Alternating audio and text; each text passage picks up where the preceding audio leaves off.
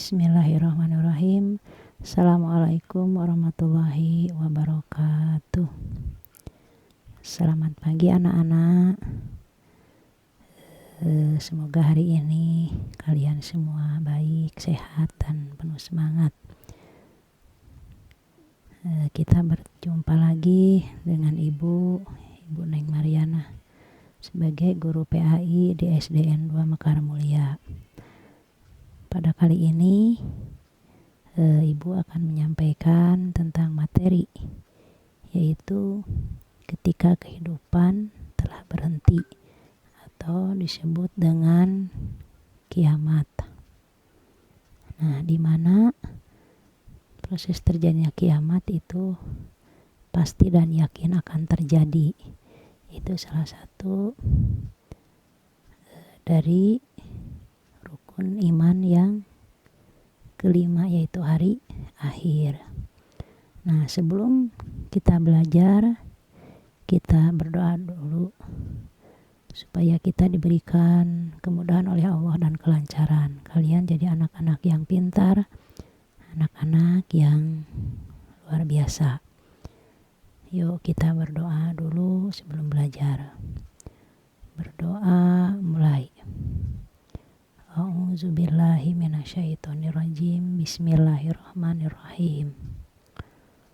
Raditu billahi rabba wa bil islami dina wa bi muhammadin nabiyya wa rasula.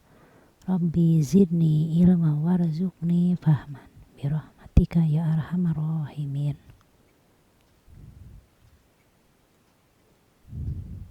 Alhamdulillah, selesai berdoa. Kita lanjutkan ke materi selanjutnya, yaitu tentang materi peristiwa hari akhir atau kiamat.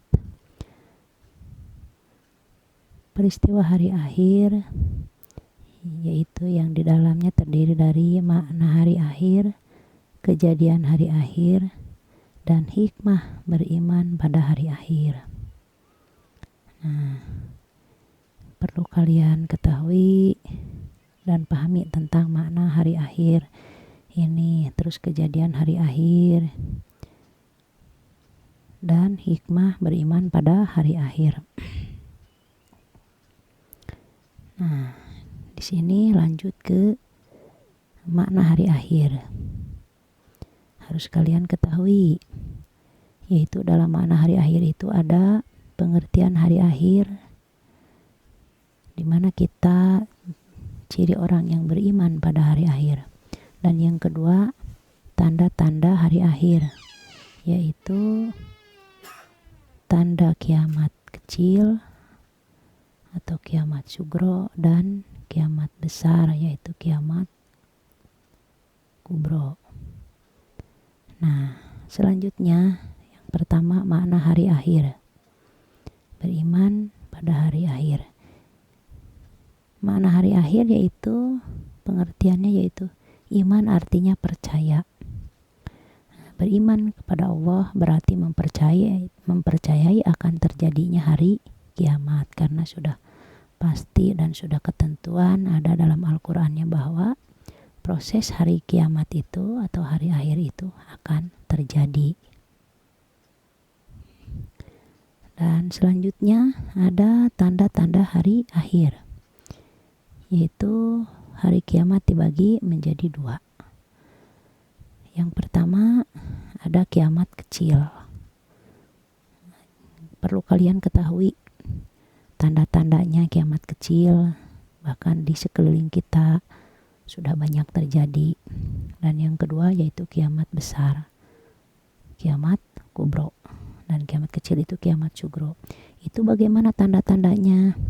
Yaitu kiamat sugro artinya kiamat kecil yang berakhirnya kehidupan seseorang atau makhluk hidup, seperti kematian seseorang dan bencana alam yang terjadi. Kiamat sugro pasti terjadi pada semua. Dan yang kedua kiamat besar, yaitu kiamat kubro. Itu tanda-tandanya itu seperti apa?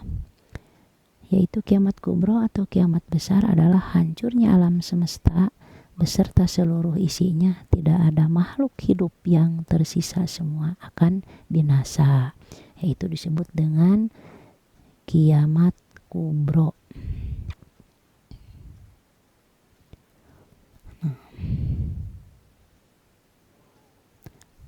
Selanjutnya ada tanda kecil kiamat. Yang pertama, nanti sebelum terjadinya kiamat ada tanda-tandanya. Yang pertama, muncul berbagai fitnah. Yang kedua, muncul nabi palsu. Yang ketiga, banyak terjadi riba. Yang keempat, banyak kebohongan dan saksi palsu. Nah, ini pasti sudah banyak terjadi di sekeliling lingkungan kehidupan kita. Itu sudah, yaitu termasuk menjadi tanda kecil kiamat. Dan selanjutnya ada tanda besar kiamat. Yang pertama, munculnya Dajjal. Nanti ketika akan terjadi kiamat kubro akan munculnya Dajjal. Yang kedua, turunnya Imam Mahdi. Nah, Allah turunkan Imam Mahdi. Yang selanjutnya, keluarnya Ya'juj dan Ma'juj. Dan selanjutnya, munculnya binatang melata di bumi. Dan selanjutnya, turunnya Nabi Isa. Ini nanti ketika kita menghadapi kiamat, itu akan turunnya Nabi Isa. Dan terakhir, matahari terbit dari arah barat. Ini kalau nanti matahari terbitnya tidak sebelah timur, yaitu terbit dari arah barat, itu tanda-tandanya akan kiamat terjadi. Nah, kedua, kejadian hari akhir, tahapan hari akhir, yaitu nama-nama hari kiamat. Perlu kalian ketahui dan hafalkan. Ketika nanti kita setelahnya kematian terjadinya kiamat, kita itu akan menghadapi berbagai tahapan. Yang di sini yaitu yang pertama, yaumul ba'as, yaitu hari kebangkitan, yaitu hari di mana manusia dibangkitkan dari kubur.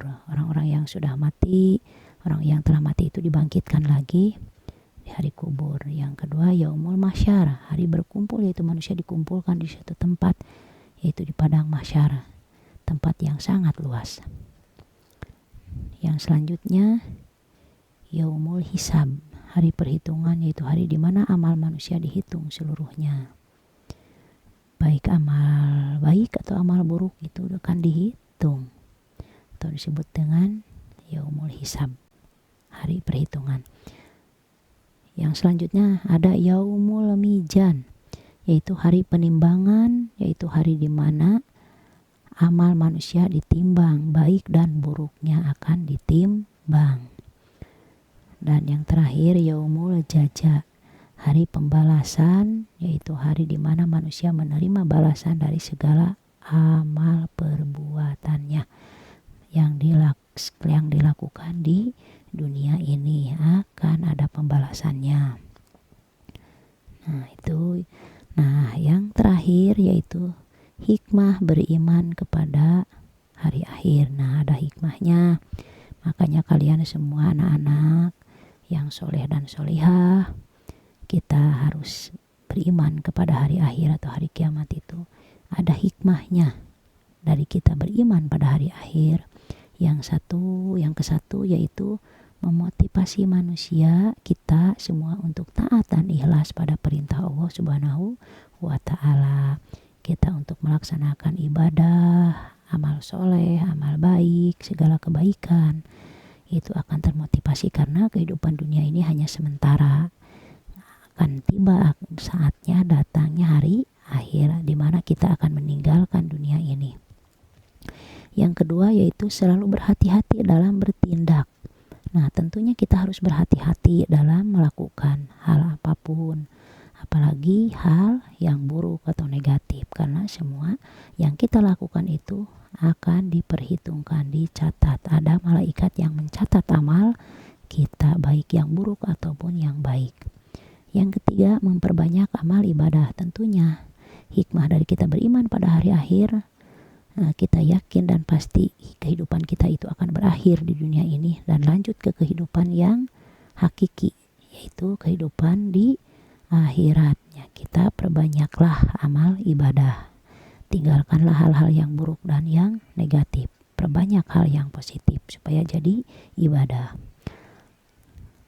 Yang keempat, berusaha menjadi lebih baik dan tetap istiqomah dalam kebaikan. Nah, ini kita berdoa semoga diistiqomahkan, keimanan kita dikuatkan, kita istiqomah tetap di jalan yang baik yang diridhoi oleh Allah.